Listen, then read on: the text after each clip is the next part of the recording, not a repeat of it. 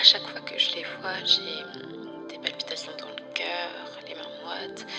J'arrive même plus à parler. Je crois que je suis un imposteur. On est d'accord que tu ne peux pas empêcher un oiseau de voler au-dessus de ta tête. On est d'accord. Par contre, tu peux l'empêcher d'y construire un nid. Ce que je veux dire, c'est que tu ne peux pas arrêter une pensée qui entre dans ton esprit, mais tu peux certainement te garder de méditer dessus. Our deepest fear is not that we are inadequate.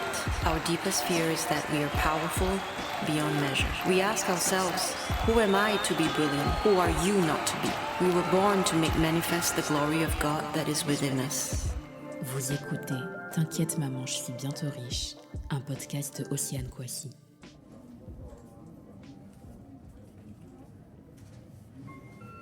Épisode 2, portez l'honneur. 7233,2. C'est la distance que tu as parcourue pour donner vie à tes rêves. Certains n'ont malheureusement pas survécu. Et moi, j'ai conscience d'être l'incarnation de l'un de tes rêves les plus fous. Mais comme je te l'expliquais déjà dans ma première lettre, cet honneur est parfois lourd à porter. Surtout lorsque mes bras trimballent déjà des fardeaux. Comme ce sentiment d'illégitimité. J'ai eu l'occasion de rencontrer quelqu'un qui avait des bagages similaires. Moi, c'est Kelly Vassemedo, j'ai 22 ans. Je suis étudiante à Dauphine. Je viens de finir mes études, Master 2 de droit des affaires publiques. Et je suis originaire de Persan. Kelly est la première de sa famille à avoir entamé des études prestigieuses. La première à s'être investie dans plusieurs associations. Et la première à avoir croisé la route de Madame l'imposteur. Donc, je suis arrivée au CPES. Donc juste la petite parenthèse, mais le CPES, c'est une formation qui se veut pluridisciplinaire et la promesse de départ, c'est le meilleur de la prépa et de la fac au lycée Henri IV. Tu fais du droit, tu fais de l'histoire, de la philo, enfin bref, tu fais un peu tout. Donc avant d'arriver au CPES, même en arrivant au CPES, moi j'ai une confiance en moi au niveau scolaire très importante, où je me dis je mérite totalement parce que j'ai toujours été une bonne élève, j'ai eu 18,5 au bac, donc à aucun moment je me dis que je suis pas légitime d'aller où que ce soit. Donc moi au début j'arrive, je suis dans l'euphorie, jusqu'au moment où du coup je rencontre des gens qui sont à la cité universitaire, et là je me rends compte qu'en fait on a un bagage qui n'est pas le même. On commence à discuter et ils ont des références, ils ont une connaissance même de l'actualité, une analyse de l'actualité que je n'ai pas. Et je me dis, mais putain, c'est le premier marqueur de me dire, ah ouais, en fait, je suis pas à fond et je suis pas si douée que ça, si intelligente que ça, tu vois. Et du coup, là, pour la petite anecdote, où en fait, quand je me rends compte que quand moi j'arrive à Cité Universitaire, j'ai pas de bouquin, j'ai pas de livre en fait. Et donc c'est ce que je te disais tout à l'heure, moi j'avais 2 bouquins, j'avais ma petite bible d'un côté et de l'autre j'avais l'Alchimiste de Paulo Coelho, voilà. Alors que j'arrive, les gens ont des bibliothèques en veux-tu en voilà, des Simone de Beauvoir, des Marcel Proust, enfin tu vois. Et c'est ma première claque. J'avais une identité du lundi au vendredi quand j'étais à Paris, où j'étais finalement quelqu'un de pas très doué. Ça pouvait m'arriver aussi de faire des fautes d'orthographe, tu vois, c'est plein de petits trucs où tu te dis je mérite absolument pas d'être là, je suis la dernière de ma classe, ce qui encore une fois c'était pas vrai, c'était du ressenti, tu vois. Genre je me sens nulle, j'arrive pas à apprendre, j'ai l'impression que j'ai jamais les bonnes références, que j'ai jamais le bon bagage. Et quand j'arrive à Persan, que je prends mon petit train le vendredi soir pour rentrer le week-end chez mes parents, je me rends compte que là tout le monde me dit super Kelly, Kelly elle a Henri IV, Kelly voilà vraiment la star, tu vois. Mais non, mais Kelly aime trop l'école, elle va faire ci, elle va faire tel métier et tel ci. Alors que moi je me dis là je me sens comme une fraude, c'est d'abord quand je rentre, parce que je me dis mais s'ils savaient, c'est cette crainte de décevoir. C'est là que ça s'installe. Tu te dis punaise je vais décevoir mes parents, alors qu'ils étaient tellement heureux que j'intègre une école comme ça. Et donc j'avais peur de me dire je vais lâcher parce qu'en fait j'y arrive pas et qu'en fait on m'a menti. C'est aussi ça, tu vois, on m'a menti pendant ces 5 dernières années, collège, lycée, etc. On m'a menti en me disant que j'étais une bonne élève, on m'a menti en me disant que j'avais des connaissances, on m'a menti en disant que j'écrivais bien, que j'avais une belle plume, que j'avais une belle rédaction. Et donc on m'a menti et on m'a envoyé un peu dans la gueule du loup. Moi je me suis totalement refermée. Et par peur aussi, tu vois, de de ce qui va aussi avec le syndrome de l'imposteur, c'est les moqueries, tu vois.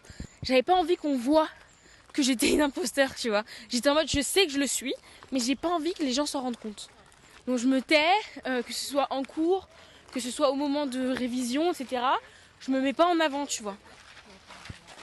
Tu vois, ce sentiment de place, ce sentiment, et c'est pourquoi je suis pas à ma place. Ça, c'est un truc, c'est encore une question que j'ai aujourd'hui, et j'ai l'impression que je l'ai à chaque fois que je rentre dans un nouvel écosystème, parce que j'aspire à être ailleurs que là où j'ai grandi. Tu vois ce que je veux dire? Et je pense qu'il est aussi lié à ça, le syndrome de l'imposteur, même si je doute pas qu'il y ait des personnes, je sais pas, bourgeoises, etc., qui l'aient vécu, je doute pas de ça, tu vois.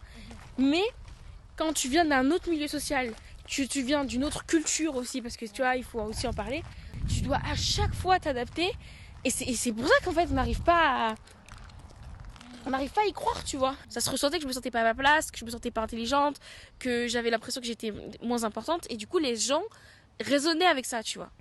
On faisait un devoir d'histoire, on attendait de toi que t'aies un bagage très important en amont, tu vois, et il y avait que certains types de personnes qui pouvaient l'avoir, notamment des personnes avec un capital culturel très très important, tu vois. Et ça a l'air que moi j'ai 8. Donc, bon, j'ai 8, bon, dégoûté, mais en vrai de vrai, je m'attendais à avoir 4, 5, tu vois. Et à côté de moi, il y a un mec qui a 10 sur 20, et donc il a le seum de ouf, et il me regarde, il fait non, mais pour toi ça va. Moi aujourd'hui, je m'en veux de ne pas avoir ouvert la bouche en disant mais ça va pas, qu'est-ce que tu racontes toi? Genre pourquoi, au nom de quoi, tu vois? Au nom de quoi? Pour lui, c'était pas envisageable de se dire ah ben c'est juste loupé, elle était pas dans son bon jour. Non, c'est par essence, je pouvais pas faire mieux, tu vois ce que je veux dire? Par essence. Et c'est facile de se faire convaincre parce que tout ça, je te parle, j'ai 18 ans. Genre, tu vois, ce dédain-là, ce mépris-là, et il se retrouvait aussi bien auprès des élèves que des profs, tu vois. Quand j'allais voir un prof parce que j'avais envie de m'améliorer, ou ce prof d'histoire, qui est par ailleurs une crème, tu vois. Donc je pense que c'est tellement des biens conscients. Mais genre, quand je suis partie le voir justement pour s'améliorer, il était en mode, bah, c'est déjà bien. Genre, je reviens de loin, donc c'est déjà bien. Là où à d'autres, genre qui ont 12, 13, 14, ils se disent, bah vas-y, on peut viser le 17, on peut viser le 18. En fait, autour de toi, genre des bonnes notes ou une réussite dans la vie, elle est inenvisageable. Tu vois ce que je veux dire? Parce qu'ils se disent, t'as déjà réussi. Mais j'ai pas déjà réussi. Tu vois ce que je veux dire? C'est ce que tu projettes sur moi. Comment à 18 ans j'ai déjà réussi?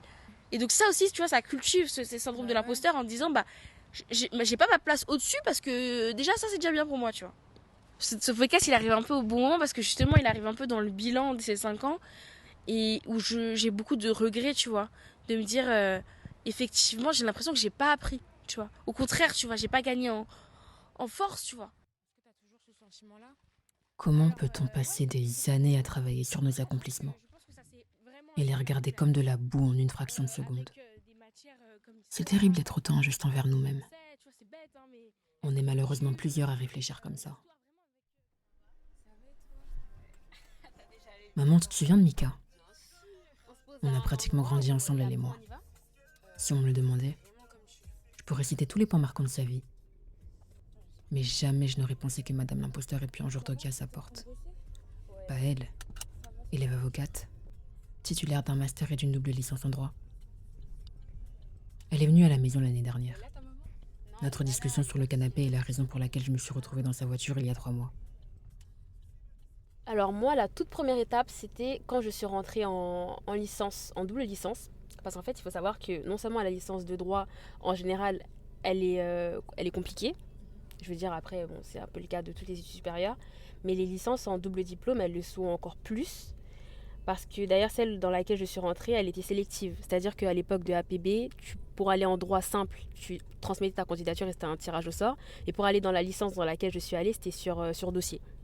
Du coup, ça laisse présager un peu du niveau attendu dans la licence. Enfin, j'avais connaissance des statistiques et donc du fait que très peu de personnes réussissaient. Mais ce qui m'a quand même marqué, c'est en fait le jour de la rentrée.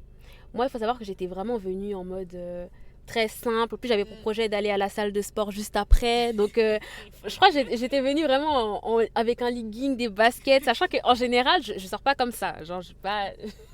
Et déjà, quand j'arrive, je sais pas comment expliquer, mais je suis marquée par déjà l'absence des diversités.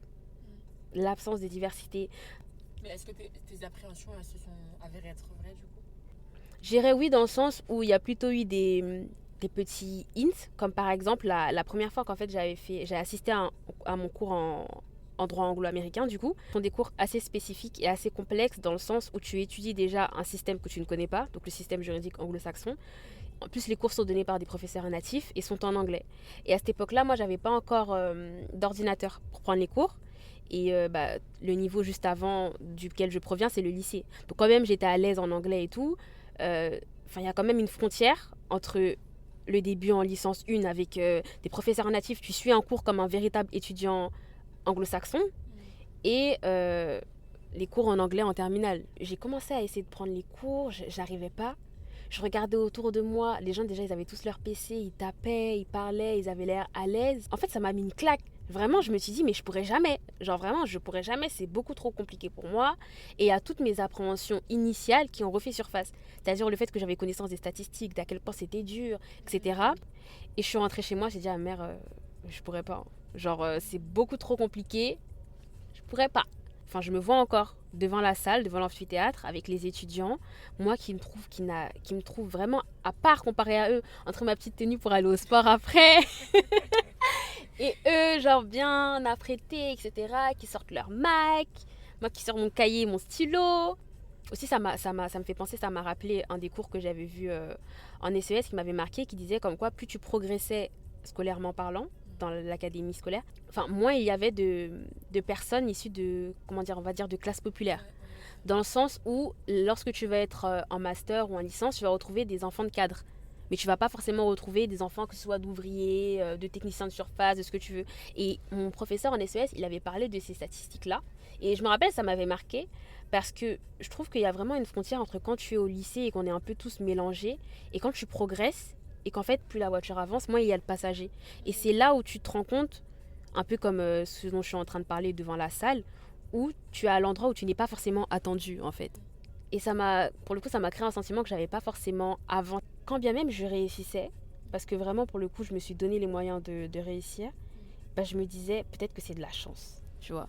Et c'est vraiment cette réflexion de me dire, ouais, t'es arrivé là, mais peut-être que si, peut-être que ça, peut-être que c'est parce que t'es tombé sur le sujet qui t'était le plus simple, et ça du coup 10 fois de suite parce que la note se répète, tu vois.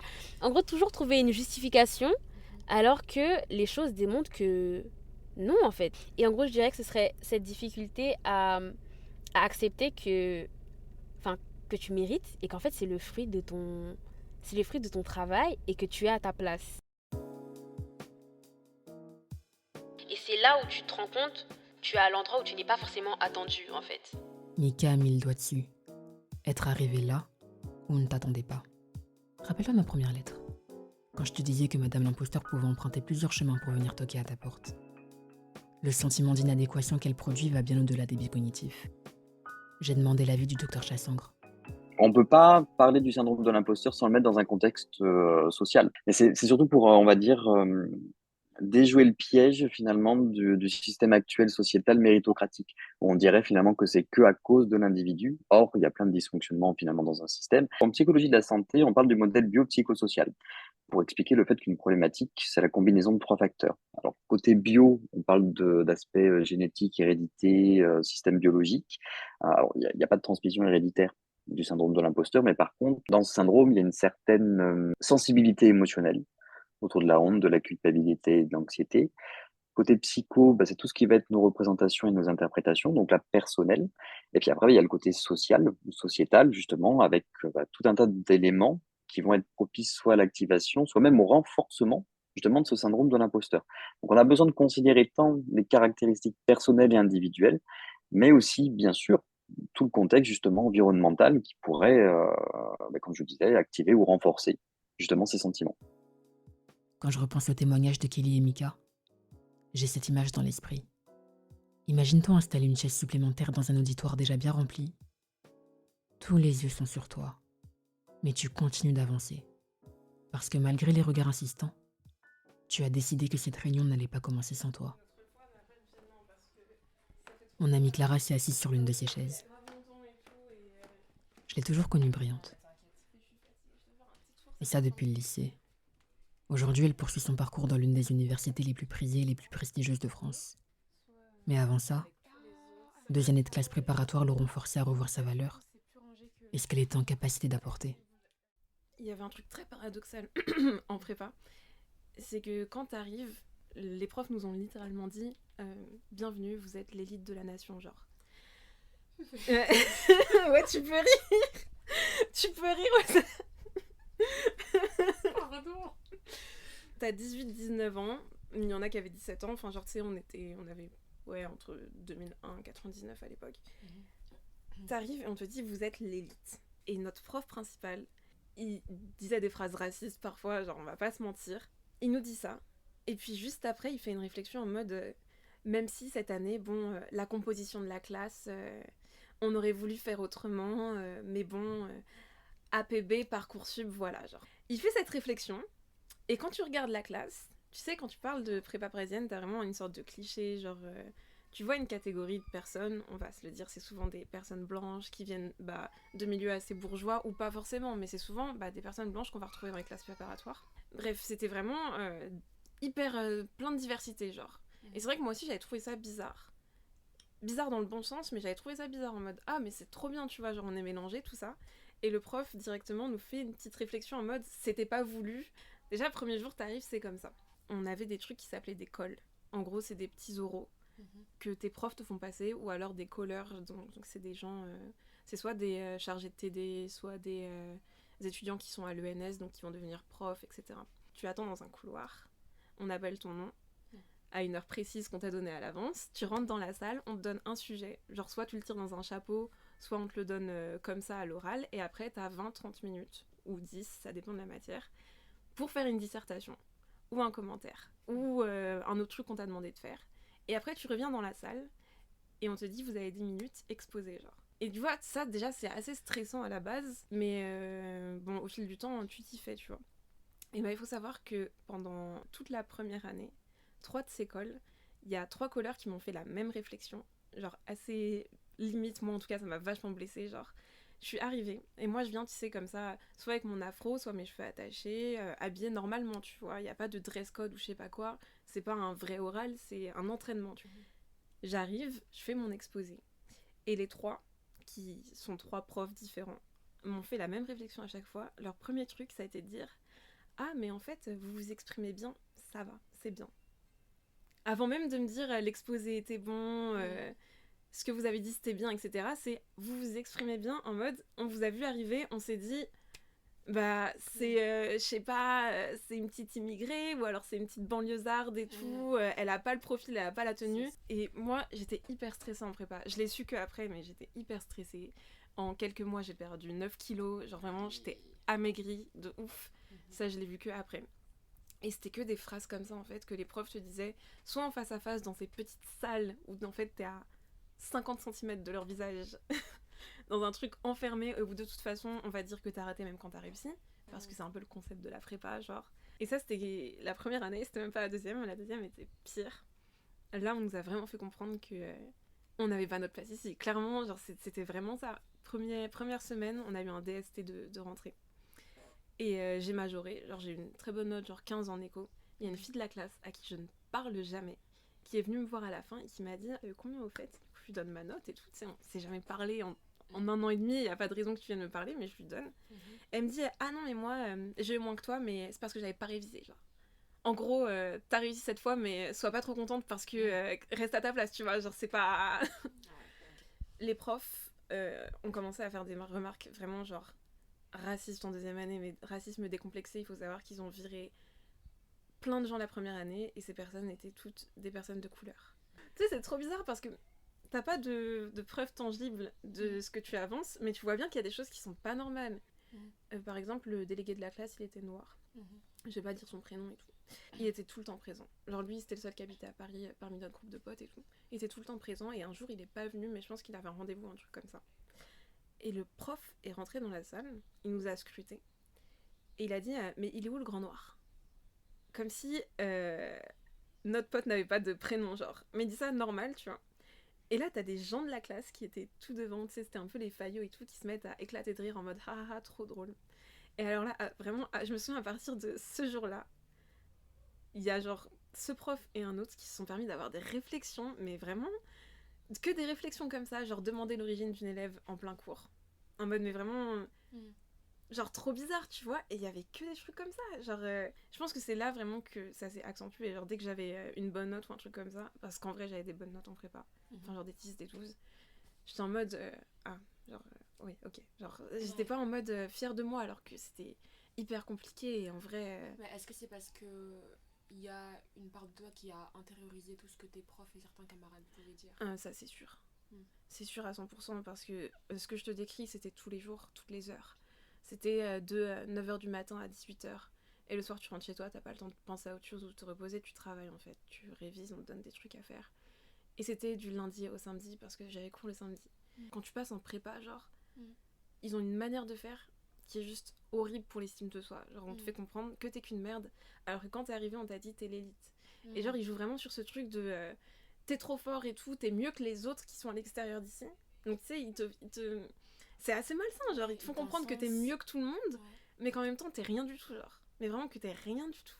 Je me suis débarrassée de certains trucs, mais il y a d'autres choses qui se sont ouvertes. Pour tout ce qui est professionnel, j'étais en mode waouh, mais en fait s'ils m'ont pris c'est qu'il y a personne d'autre, tu vois. Genre vraiment c'est dans ma tête, il y a toujours cette voix qui me dit mais en fait si t'ont pris c'est que les autres profils étaient nuls et que du coup toi comme c'est normal, ton profil il est normal, ils t'ont prise. Comme tu disais tout à l'heure, je célèbre pas du tout mes victoires. Parce que pour moi c'est même pas des victoires, c'est genre c'est ce qu'on m'avait un peu dit de faire, je l'ai fait. Voilà, genre ni plus ni moins. J'ai rencontré Shaima quelques mois avant d'aller voir Clara. J'ai squatté son campus et sa cantine du Crous. Que te dire sur elle? J'imagine que tu connais le schéma par cœur maintenant. Mais laisse-moi quand même te faire son profil. Élève modèle, note irréprochable, espoir de sa mère immigrée. Sa vision d'elle-même s'est écroulée une fois que son pied a foulé le monde des études supérieures. Et ses motivations parfois douteuses. Alors moi je me souviens, c'était par une vidéo YouTube de Lena Situation. Elle avait fait une vidéo sur le syndrome de l'imposteur et je l'avais regardée en écoutant. Enfin, je me suis dit, ah ouais, c'est vrai que ça arrive à pas mal de gens, mais je me sentais pas concernée directement par ça. Donc j'ai fait un bac ES et ensuite je suis arrivée au CPES. Et là c'était assez différent. Tout d'un coup, mes notes ont chuté par rapport à ce que j'avais au lycée par exemple. Et les gens avaient l'air tellement talentueux autour de moi. Avait fait des choses tellement incroyables que je me disais mais qu'est-ce que je fais là? Donc il y avait déjà ça, en fait, d'arriver dans un établissement hyper prestigieux, entouré de personnes qui avaient l'air de tout savoir, de bien s'exprimer, et c'était assez impressionnant. Je me sentais toute petite finalement en voyant ces personnes-là. Et donc il y avait aussi l'intention de la part de l'administration du CPES de nous inculquer une culture légitime. On avait par exemple un cours de prise de parole où on devait passer devant toute la classe, et, se présenter. Il y avait d'autres exercices et à chaque fois la professeure nous reprenait quand on avait des tics de langage. C'était assez parfois un peu violent selon les personnes qui étaient devant nous. Et on voyait aussi bien le décalage social des personnes. Par exemple, on avait des personnes qui venaient de banlieues parisiennes comme moi, qui avaient de forts tics de langage. La professeure vraiment les reprenait d'une manière parfois assez brutale, avec un certain mépris parfois. Mais non, mais je vous ai déjà dit, il ne fallait pas dire ça, on dit pas genre, faut arrêter, des choses comme ça. Ensuite, plutôt à l'écrit, on avait du coup un cours de français. C'était une manière pour nous d'avoir de la culture légitime en littérature. Et j'avais un professeur de français qui est donc aussi prof de prépa et qui affichait de manière directe un mépris social quand on ne savait pas, par exemple, qui avait écrit telle œuvre ou qu'on ne connaissait même pas l'œuvre finalement. Il nous disait mais voyons, c'est de la culture, vous devriez savoir ça. Donc ça c'était un des aspects je pense qui m'a fait me sentir pas à ma place. J'étais super fatiguée, surtout au milieu de l'année scolaire, parce qu'on avait énormément de travail et c'était aussi toute une culture à acquérir, une culture que je n'avais pas étant issue de banlieue parisienne avec une mère issue de l'immigration. Vraiment c'était tout un monde que je ne connaissais pas avant. Donc, j'ai quand même essayé de m'accrocher, j'étais pas la plus... je prenais pas souvent la parole en classe, j'étais assez effacée finalement. Mais j'essayais de faire du mieux que je pouvais. constamment on vous dit bah, vous n'avez pas la culture générale, quand on te dit des choses banales comme hein, mais tes parents ils peuvent pas t'aider financièrement alors qu'en fait c'est juste que mes parents sont pauvres donc ils ont pas les moyens et que une petite bourge dit un jour bah t'as qu'à demander à tes parents, je comprends pas, ils doivent t'aider, ils sont là pour ça alors qu'en fait ça se passe pas forcément comme ça dans la réalité. Bah, y a des choses comme ça, c'est des petits trucs qui font qu'à force, t'as plus de confiance en toi et tu te dis mais qu'est-ce que je fais là. Il y a plusieurs fois je me suis dit mais qu'est-ce que je fais là. Et ça a continué quand je suis rentrée en master à l'école normale supérieure en philosophie. Mais il y a des cours où vraiment je regardais la classe et je me disais tout le monde a l'air de comprendre, sauf moi, mais qu'est-ce que je fais là. Ce qui m'a aidée, je pense aujourd'hui, c'est surtout de me rendre compte que le syndrome de l'imposteur a des causes structurelles sociales. Et que c'était pas moi qui était nulle ou qui n'arrivait pas à m'intégrer, que c'était pas moi. Parce que longtemps j'ai pensé ça aussi, que c'était moi qui étais nulle, qui n'arrivait pas à parler avec les autres. Alors qu'en fait, quand tu te rends compte que c'est un système qui privilégie certaines personnes au détriment d'autres, là ça permet de te déculpabiliser et de te rendre compte que c'est pas toi l'imposteur, t'es pas un imposteur, c'est juste le système qui veut te faire croire que t'es un imposteur. Je crois n'avoir rien d'autre à ajouter. Seulement, j'aurais aimé que Kelly, Mika et Clara participent à cette conversation. Je devrais peut-être les présenter un de ces quatre. Question ? Non, c'était pour le passer au prochain exposé. Je ne crois pas avoir assez de feuilles pour te raconter tout ce qu'ils ont vécu. Je le ferai peut-être un jour. Je voulais commencer mon exposé par un article du Monde. Pourquoi le métis au Palma se définit comme noir. Et je trouvais que J'ai accompagné Mika dans son ancienne fac, qui paraissait triste et abandonnée. Du coup, je t'emmène dans ma salle de TD, là où j'ai passé la plupart de mon temps en master. Un peu comme une vieille archive dont elle peinait à se séparer. On dirait un hôpital, les lumières un peu bleuâtres, grisâtres. Ouais, je vois ce que tu veux dire. Du coup, c'était la salle 303. Et du coup, quand tu t'es arrivé devant cette salle, tu te sentais comment ? Il y avait toujours une appréhension. Franchement, c'est le genre de salle où plus tôt tu sors, mieux tu te sens. En fait, le fait que l'ambiance n'était pas agréable venait rajouter un poids au syndrome existant. Il faut savoir que je suis tombée sur un directeur qui était franchement très toxique, tu vois. Vraiment qui te met la pression, surtout quand... Comment dire, le master, c'était à la fois mon premier master, mais aussi ma première expérience professionnelle. Et c'était vraiment quelqu'un qui n'était pas là pour t'aider. Mais par exemple, à cause de ça, j'ai compris beaucoup plus tard que j'avais fait un burn-out. Et c'était une période, du coup, c'est fin 2021, j'étais tout le temps malade. Genre vraiment, j'étais tout le temps malade. Le rythme, l'ambiance, etc. Clairement, ça m'a rendue malade. Et ce qui s'est passé, c'est qu'à un moment donné, je ne suis pas allée en cours. Et cette prof-là mettait la pression sur le fait qu'il fallait avoir un certain justificatif, c'est-à-dire un ATM, un arrêt maladie, et non pas juste une attestation de présence au médecin, un truc comme ça. On n'est pas arrangé les choses. Moi, je m'étais rendue chez un professionnel que j'avais pris sur Doctolib, donc je ne le connaissais pas. Il s'avère que le monsieur était problématique.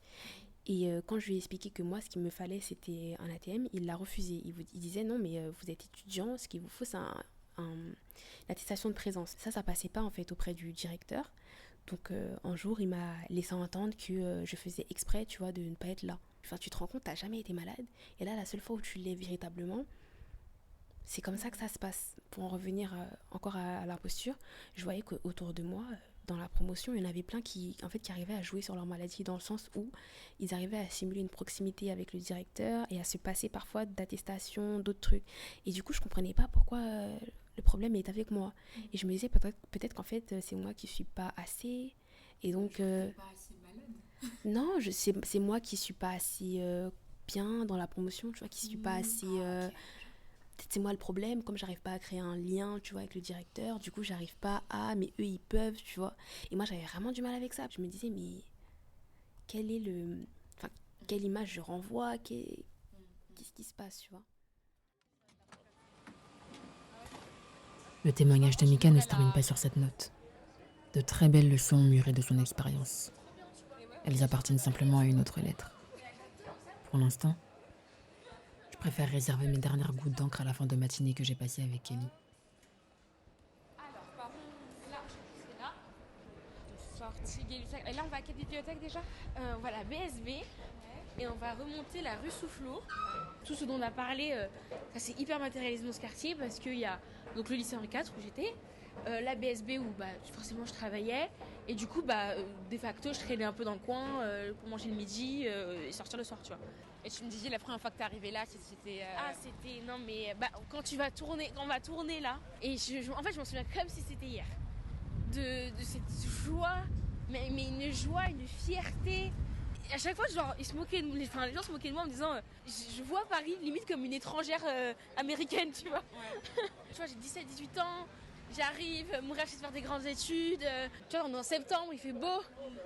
J'ai encore le beau au cœur et je trouve sur ça, tu vois. Ouais, tu vis dans un rêve éveillé. Ah, mais vraiment, cette rue-là, c'était aussi une force par rapport à ce que je te disais tout à l'heure, du syndrome de l'imposteur, de ne pas savoir qui je suis, que je mérite pas. J'étais en mode, ouais, ok, je mérite pas, mais Kelly, tu regarde où t'es.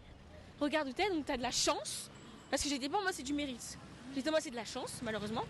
Mais j'ai la chance, donc je continue. Je vais voir ce petit panthéon qui est trop stylé. Juste derrière, il y a le lycée Henri IV qui est juste incroyablement beau. Donc ok, je me fais marcher dessus. Ok, on me prend pour une conne. Ok, je vis des trucs racistes. Ok, genre j'ai des discriminations en tout genre, que ce soit du coup de genre racial ou social. Ok, je pleure tous les soirs, mais regarde-moi ce chemin. Regarde-moi cette rue. En fait, tu vois, c'est un peu un truc où tu montes, tu vois. Et donc t'as ce truc de vas-y, j'y vais, tu vois. Et là, tu vois, ici, dans ce café-là, le Soufflot, moi, genre, le concept de boire un verre en terrasse, il était inconnu de ma personne, tu vois. Genre, dans ma petite banlieue, on va pas boire en terrasse, tu vois. Et là, j'ai commencé à le faire, là, en arrivant. Et je m'en souviens aussi que, du coup, je venais bosser là, en me disant, regarde, je suis en terrasse, donc je suis une Parisienne. Et tu vois ce que je veux dire ? Le café, il a 2-3 balles, mais c'est pas grave, tu vois, j'ai pas d'oseille, mais c'est pas grave. Et tu sais quoi, je vais revenir sur ce que je disais tout à l'heure, en disant que j'ai rien appris. Tu vois, je te jure que là, vraiment, je te parle avec sincérité, je me dis, mais t'es malade, Kelly. Comment ça, t'as rien appris ? Mec, t'es taré. Genre là, je monte et j'ai 100 fois plus de confiance. Je sais pas, genre, je regarde droit devant moi, avant je regardais par terre, tu vois. Mais pourtant, je te l'ai dit il y a quoi ? Il y a 20 minutes. Il y a 20 minutes, je t'ai dit, ouais, je suis déçue, j'ai rien appris. Mais t'es malade. Genre là, j'y vais, je suis confiante. Je vais de moi-même à la BSB, je vais bosser mon concours. Tu vois, j'ai 2 bouquins, dont un autre que je lis de manière volontaire. Et évidemment que j'ai évolué, évidemment que j'ai grandi.